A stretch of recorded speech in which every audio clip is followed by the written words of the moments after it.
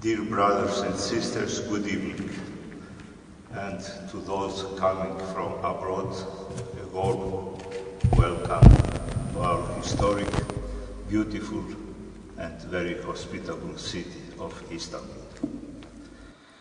It is an honor and privilege to be invited to address some remarks at this annual forum of reminiscence and tribute to those who lost their lives in the tragedy of September 11, 2001 in the United States of America, but also to celebrate and promote global interdependence in a way that religion and society can cooperate more intimately for a just world. It is most appropriate that this year's memorial and celebration are being organized in our city, a city that has experienced intercultural exchange and interfaith conversations through the centuries. There is one concept that comes to mind when we consider ways of living together in our world with greater tolerance and understanding. The Greek word for reconciliation implies a powerful notion of coexistence, synchorisis, which also signifies the profound religious notion of forgiveness, derives from two words, the preposition syn and the noun horisis. Together, the two words convey the sense of sharing one and the same space. As you have been discussing this week, we are all interdependent or dependent upon each other. In the biblical ancient Near East, abandonment or being cut off from one's tribe was the ultimate punishment and was equated to death. Just as an individual cannot exist in isolation, neither can a group of people or country exist by itself. Globalization is the current reality of this world we all live in. It appears that this trend is irreversible. Therefore, we should embrace those aspects of the globalization that are positive, but work together to correct those aspects of it that are negative. The notion of globalization in the Church may be equated to Catholicity or ecumenicity. From ancient tribes to modern countries, so great still is our dependence on one another. And for this reason, so wise was the commandment of the Gospel to love one another. And this is considered to be the essence or the substance of the sacred book of Christians, to love one another. It is only through dialogue that the myth of self-reliance can be eradicated and the value of interdependence embraced. Some differences will disappear through dialogue. Other differences will be dispelled through understanding.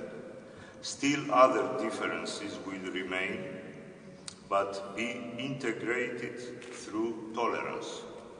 Nevertheless, the goal of our concerted efforts should be, at the very least, to work together toward a society and global reality where people of all races and religions can live together, sharing one and the same space and one world given to us as a gift by the one Creator of all.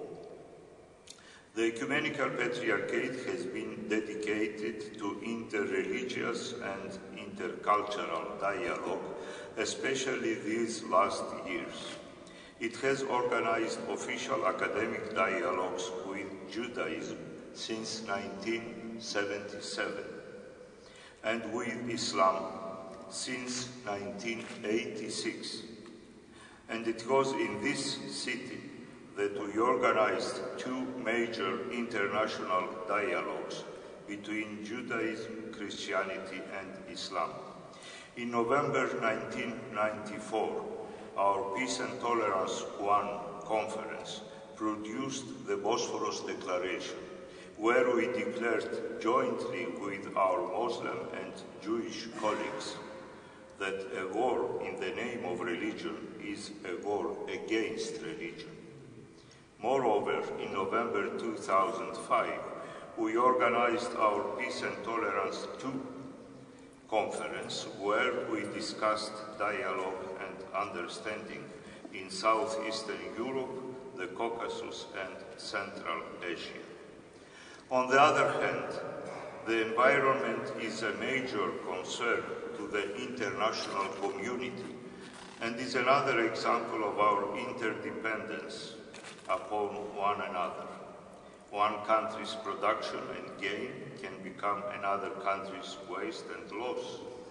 But the current crisis of climate change is a cry to all countries that they must work together to bring about a solution that will positively affect the entire globe. We all have a common responsibility.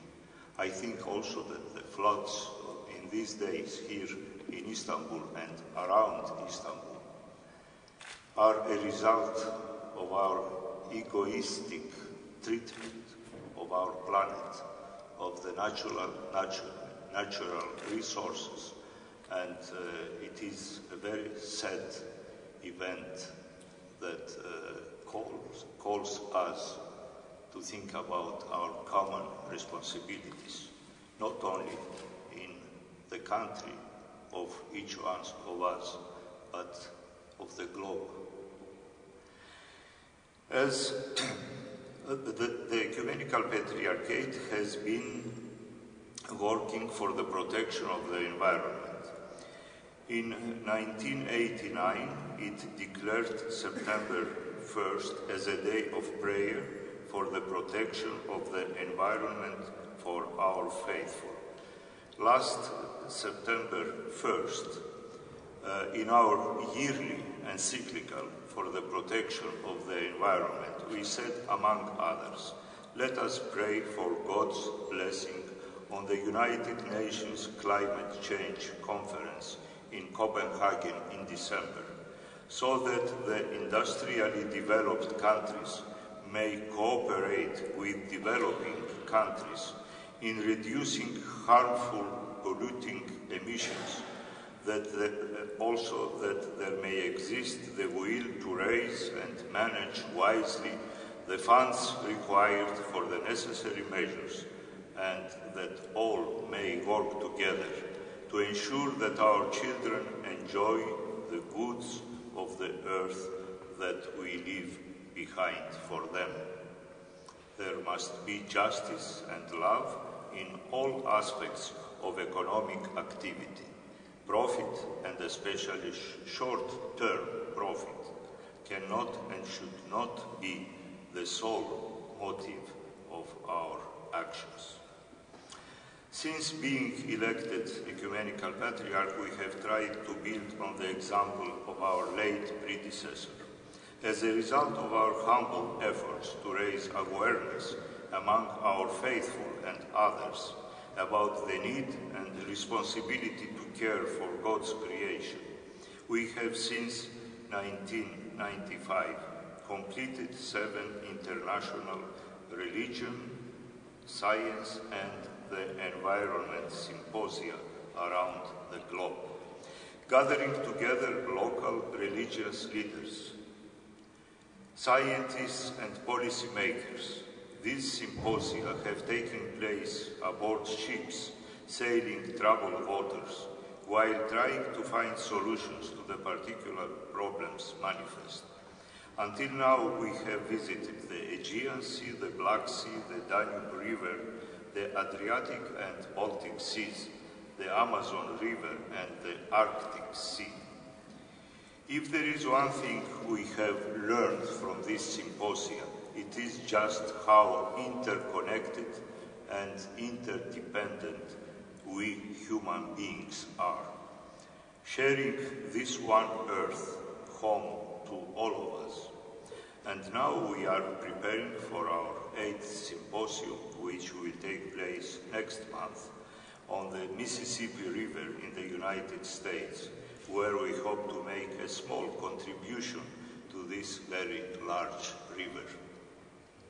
It is with a prayer, then, that we leave you and wholeheartedly wish you all every blessing for your work in your respective professions and responsibilities, for each of us together, and no single person among us individually can bring about the sense of sharing, of which the Christian scriptures identify with the very essence of God.